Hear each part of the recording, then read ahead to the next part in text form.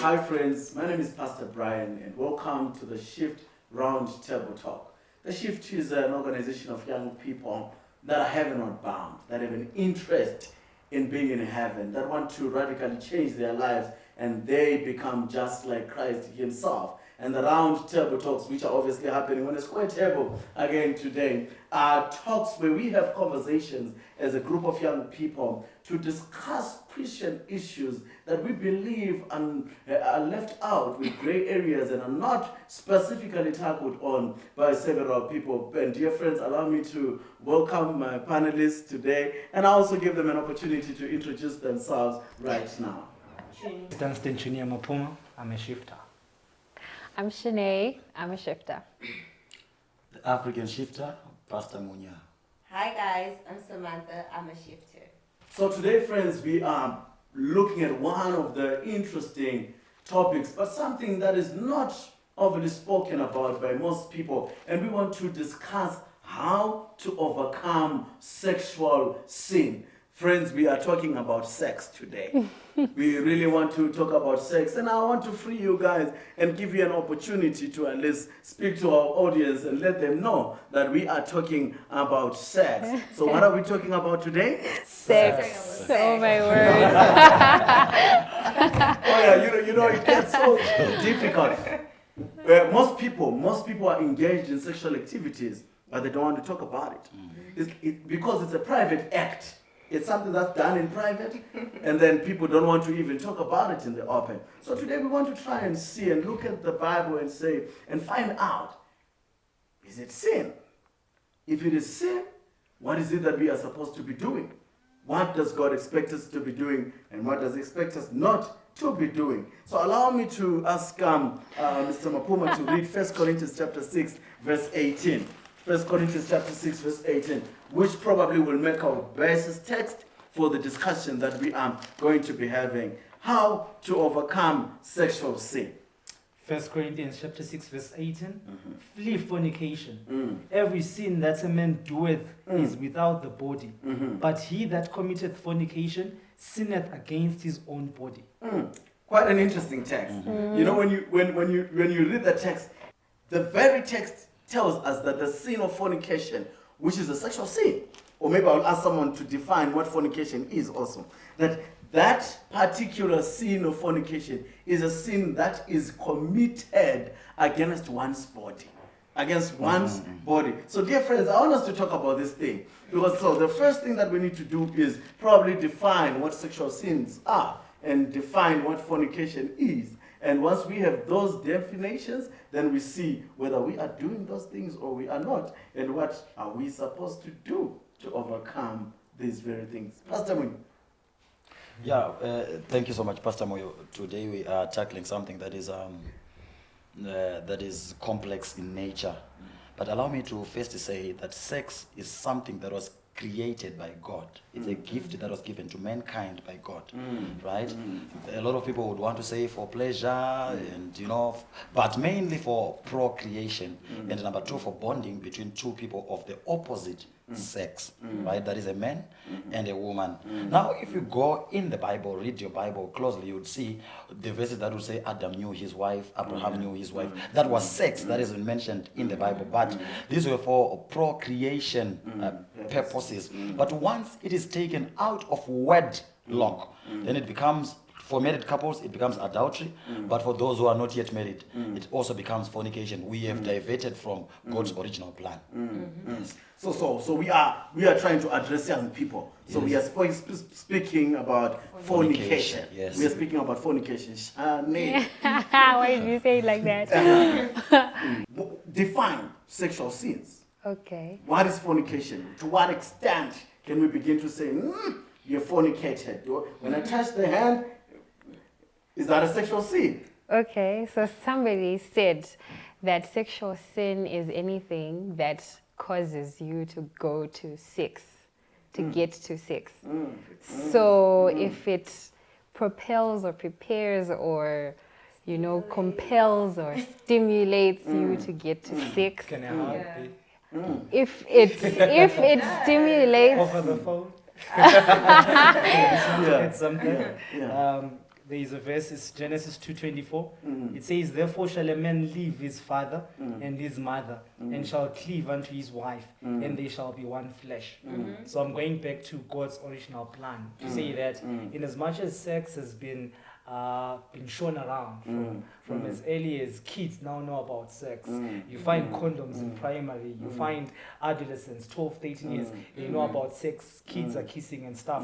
But God's plan about sex was to say that people are going to have sex, they're going to cleave only after they're what? They have been married. So when you're speaking about sexual sins, anything that makes us want to cleave before we're actually married, those are sexual sins. And as much as it might be hard. Can I just So we're talking about things that make people want to cleave Yeah. before they are married. That's a powerful Samantha, point. 1 Corinthians chapter 7 verse 2 says, nevertheless, to avoid fornication, let every man have his own wife, and let every woman have her own husband. So basically, we have just drawn the line between fornication and so sex and the way she defines sex, anything that prepares you for sex. So if you want sex, if you are prepared for sex, have your own husband, have your own wife. If you do any of those activities that are preparing you for sex, you are fornicating. That's what the verse is saying. Now you guys are saying certain things that are very interesting. I'm a married man. You know, we prepare to have sex. You prepare to have sex. I kiss my wife. I begin to touch her. You understand what I'm saying? I'm going to try and be as real as possible. I begin to touch her. Whatever possible part is of reach at the time. Nice. But understand why I'm saying these things. Because I'm doing all those things. If I ever do that, and when I've done that, I'm like, Then you walk away. good night. We would have a serious, huge fight. Why? Because I have prepared her for the act, sexual intercourse, through these other minor acts. So I want us to agree as young people here, that are we agreeing that these minor acts, the fondling, cuddling and the kissing and all, That's true. are a preparation for the actual act, which is sexual intercourse? Yes. So that would probably include watching pornography. That would include masturbation. Okay, I was yet to come to that, but I want us to agree on this, Samantha, that the minor acts, fondling, cuddling, kissing, and touching wherever possible. Hugging. Oh well, is preparation for the sexual intercourse, the act in itself. So are we all agreed? Because that will then give us the basis. We know what we are trying to tell ourselves and tell also our dear viewers to do away with, because it is a sin before God. So are we all agreed now, my dear panelists, that this before God is what he renders sexual sin? Yes. Maybe allow me to ask a question, Pastor Brian. That, Yes. Does every act lead to fornication? Suppose you have mentioned also the issue of you kissing and doing all these other things, touchy, your wife and the likes. If you kiss her in public, does it mean that you are necessarily also preparing her for sex? Okay, that becomes of course I do kiss my wife, but at times it's not in. I mean, when she goes to work, when we part ways, we kiss. Yes. I mean, it's a light kiss, and we part ways. Okay, I have a comment. I've got two verses we read. The first verse is 1 Corinthians 6. I'll take it one more time, just the first part. It says, flee fornication. And in my mind, this has been playing that God in his wisdom says, flee fornication. Yeah. Because ideally, you wouldn't want to be fleeing fornication. You want to be going or Towards being it. towards it, something like that. But God says, I know something which you most probably don't know. And the thing is, we've been programmed from as early as 5. I can tell you that my niece, who might be 4, now knows that when people close the door, what's going to happen Something's at 4. about to go Each down. other at 5. So we're saying that in a generation in which we're living in now, whereby maybe all these things were not there, maybe in the past, something like that. Now we've got technology, now we've got pornography at the click of our button. And God says, in as much as it is like that, you have to still what? You need to flee. Another verse I'll read one more time is 1 Thessalonians chapter 4, verse 3. Let me read it loudly. It says, "For this is the will of God, even your sanctification, that you should abstain from fornication." So if God has a will, all parents have wills. The president of the country has some will towards the country. God says, "This is my will, that you should abstain from what? From fornication." And the word is abstain. That verb, the other one was to say flee. It's not easy. That's the point I'm trying to bring about. When God says abstain, to abstain is to deprive or to deny yourself maybe what others are doing. The common notion will be like everyone is doing it, something like that. And God says abstain from what everyone is doing. Flee when now everyone is what? Is coming that side. And it seems foolish. That's the point. But the verse that we read said, any sin that we do it outside the body, but this one, we'll be doing it in our body, and there are consequences of that. After marriage, it might not be pregnancy, maybe it might not be STIs, but there are even psychological effects of that, as we're going to talk about it. So God in His wisdom. Wow. Shani. I want to say that as we discuss this topic, let's think of how, let's have this principle in mind, that as we are discussing these issues, the idea is to say, what can I do to make God happy? Like, what's the, if I have to, the very last dot and thing that I can do, I want to make Him happy. As opposed to saying, how much can I do just to get into heaven? So if we say, how much can I do just to get into heaven? Then it means that I can probably hug and kiss, but we won't have sex. But how much can I do to make God happy? It means, you know what, I might not, if even I might hug him and we might not get to sex, but it might cause some problems. So let me not do it, Okay, maybe I wanted to say. You brought the question. Yeah, I brought the question. Yeah. But I've been seeing something from how they've been, bringing about their thoughts. The context in which we live now, the ground is somehow, it's no longer level, right? Such that maybe I may want to kiss it, maybe genuinely. Because in the Bible, we've also seen people kissing each other, but fornication did not, those kisses never led to fornication, right? So maybe I may want to genuinely kiss my sister here. Maybe it's a brotherly kiss or maybe not a holy kiss. You understand what I'm saying? Yeah, maybe it's that holy kiss. But the problem now that we face because of our context today, her feelings towards my kiss, maybe they will lead her to fornicate, or they will lead her to do the extra. The event itself, or rather the act itself. Maybe I may lead her to sin. I also have to consider her as a weaker brethren. Maybe I may be strong. We have strong kissers there who don't go to the. But maybe for the sake of the weaker brethren, for now, that's why maybe she brought in the idea of the little thing that you may try to do so that you please God. There's a concept that you mentioned, like you said, minor acts. And then I remembered a story whereby they said, you know what, if you were to have a small leak in the roof, right, and then you put a bucket there, you won't think in the right sense that this leak might lead to 20 liters or something, but you go and sleep and then you find the bucket is full. So sometimes, like, bring it into this life that we're living in. Sometimes we cry that our boyfriends have left us because we don't want to have sex with them because we have principles. But we allowed those minor acts. We were there from the hug. We were there from the kiss, from the time the top was still here till it went down, till it was totally off. But now he wants the sex, and you don't want, you're crying, but you're responsible. So it becomes a big thing when it's down sex. Yes. So it's really about taming ourselves, knowing that I don't want to prepare myself for sex. So let me not just go even the 2 centimeters in the road of sex. Let me just stay away until I'm married. Don't prepare yourself. Don't prepare another person. Don't lead anyone into believing that the act is going to be done. Maybe Pastor Bunya, we don't want to speak on behalf of those that are strong, for we do not know them. We want to speak on behalf of the principle.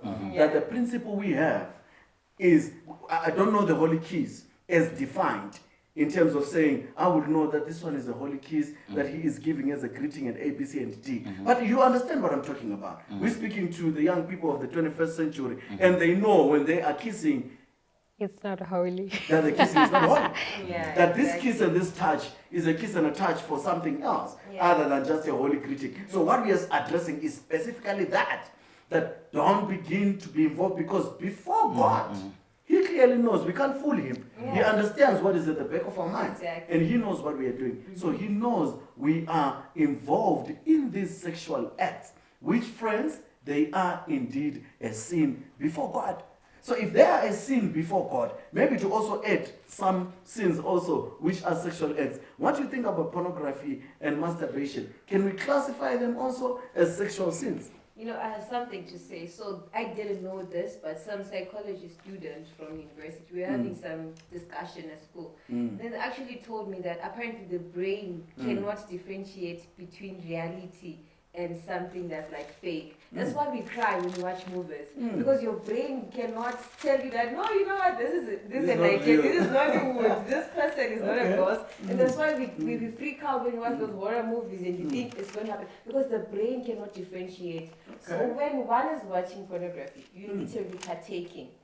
Your brain cannot differentiate between real and unreal. It's doing it. And also to add on to that, Yes. remember when Jesus says, when he who looks at a woman and lustfully, they have sinned, right? So just looking and lust, I think that's actually masturbation, no?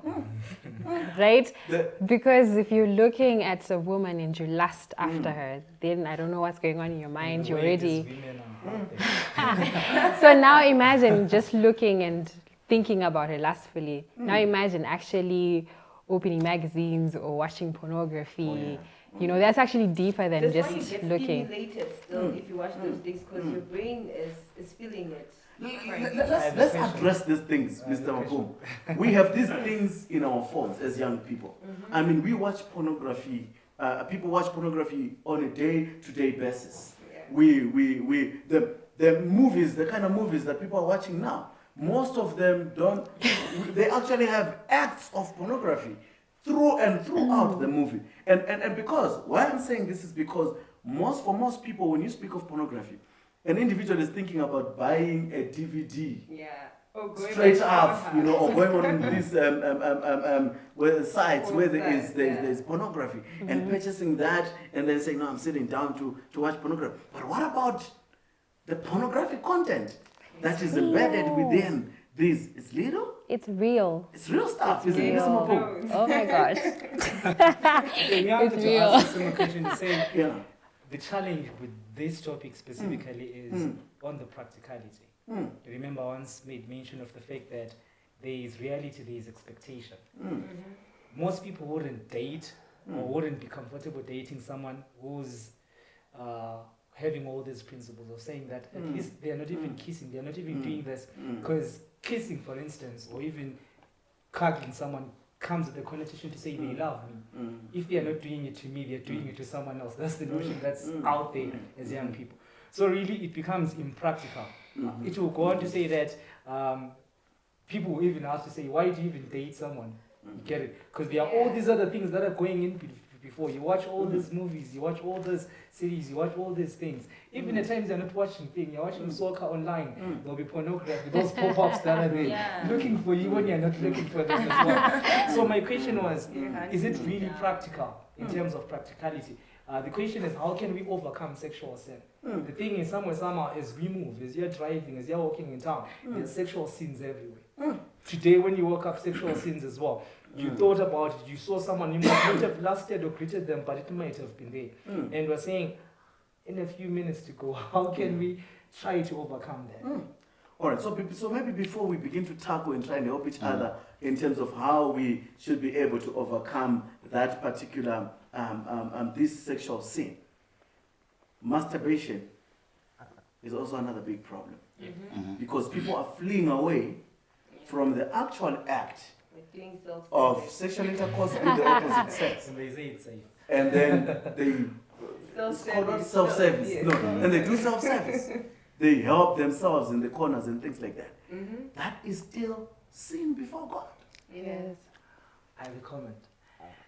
Every habit that we do, they say it will take some days, something 21. like that. 21 days, right? So like, just like with masturbation, you would your body will be new to it, then you do it again, then you do it again, even if it's pornography. Then your brain now gets used to it. Such that when you now stop doing it, your body will be like, but there was something that was already going on. That We was were happening enjoying as well. something. So like, there's that verse that says, it's Galatians 6:7, do not be deceived. And Oh yeah. whatever you do at the end of the day will have consequences at the end of the day. You So reap what it you might sow. be petting, it might be something light or anything, but it will have repercussions because the body will get used to it. And we're not yet married, and the currency and economy isn't helping as well. Yeah, Pastor Munya. Yeah, I wanted to say, Pastor Moyo, this issue that we are talking about today is a complex issue. We, the young people, or rather we, the young people, have been besieged.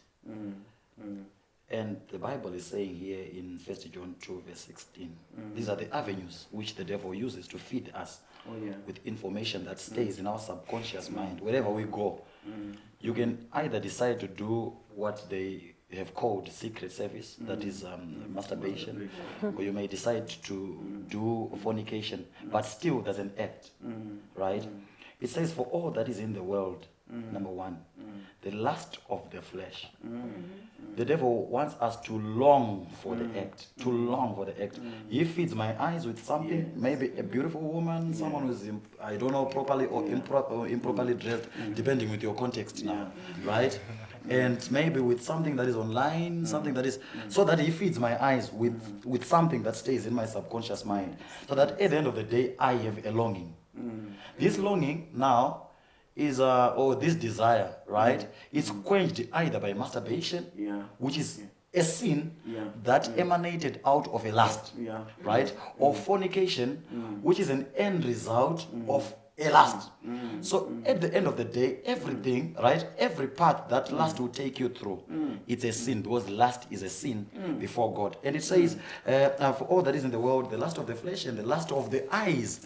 And now the pride of life is not of the Father, but is of the world. Then that would see, that would mean, you know, the end results of lust, they are not of the Father, but of the world. Either masturbation, either fornication, as long as it's an end result of lust, it's not of the Father. Friends, we have all come to agree that indeed these acts are sin before God.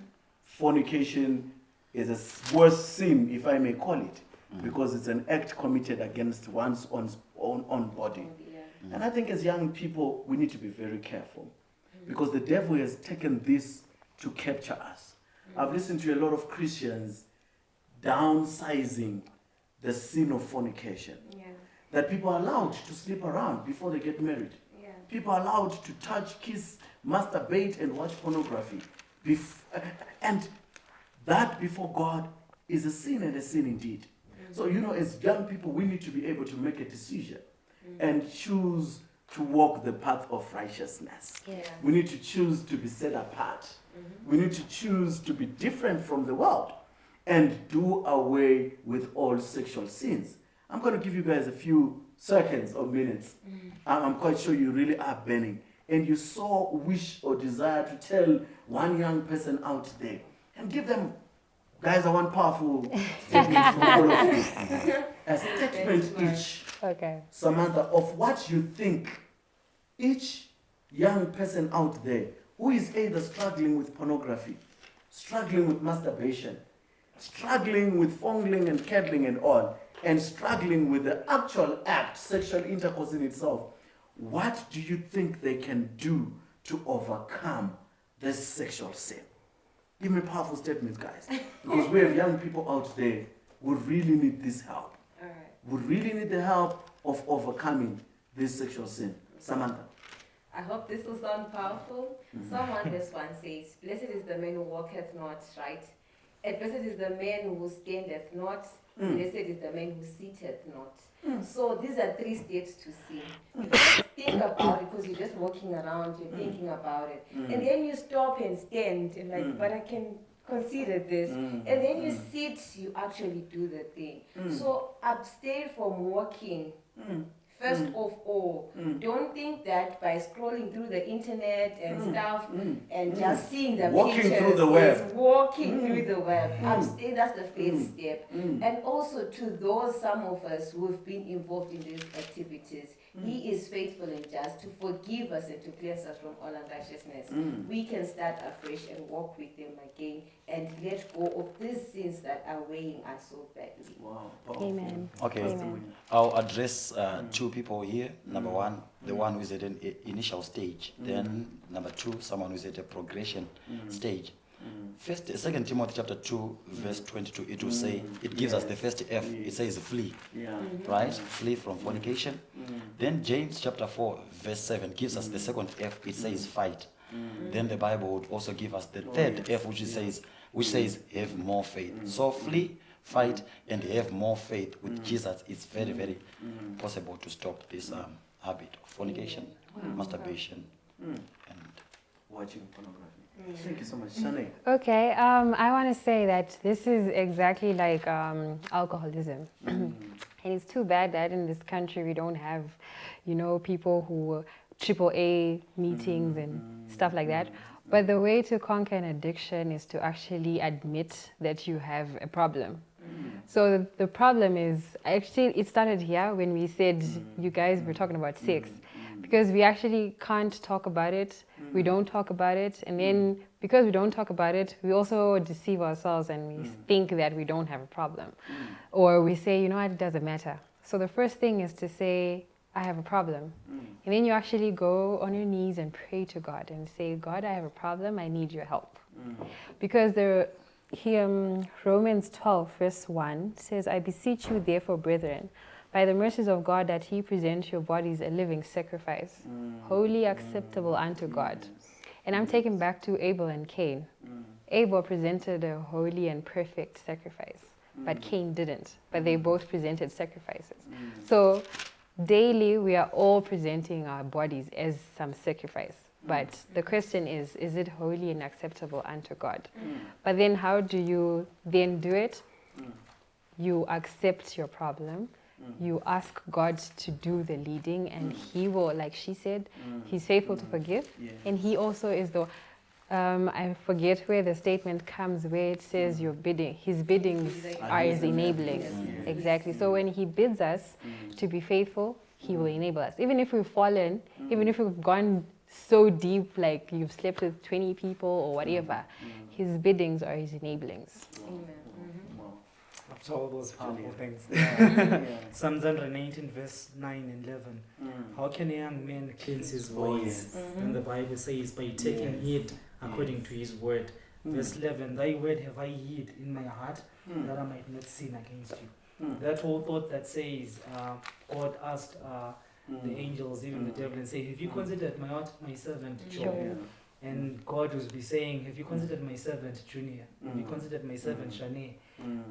When you're speaking of sexual sin, when everyone seems to be doing it, in Elijah, the Bible will say in 1 Kings, I have 7,000 more. You haven't yet slept. When you're saying everyone is doing it, God will say, but others are not yet doing it. When you think everyone is masturbating, others are not yet doing it as well. And God says, the power I have. If you're willing, the power is there. So the question is, are we willing? Wow. Dear friends, virginity is still virtue. We still need to be able as young people to stand and be counted by God as those young people who have not been stained by sexual sins. But it is also possible, like you were saying, that somebody has gone deep into it. And I'm glad with the advice that we have given them, that if you are there and you are a young person and you are struggling with these sexual sins, you have a simple route that my dear friends have given you. Fear God and fear God continuously. Have faith in Him, pray continuously, and flee away from all these instances and possibilities of things that will lead you into these very, dear friends, it is possible to live a sexual sin-free life. Is that so, dear friends? yeah. It is very true. And I want to say to a young person who is out there, only God has the ability of taking you away from pornography, taking you away from masturbation, and taking you away from sleeping around. You possibly have slept with countless men, or were even planning to do it in the near future. Be reminded, it is a sin before God. And He desires that you make a decision today to choose to stay free from sexual sins. My dear friends, remember to shift out to God, shift out to your fellow man, and shift in within yourself. Thank you so much, and God bless you. See you next time.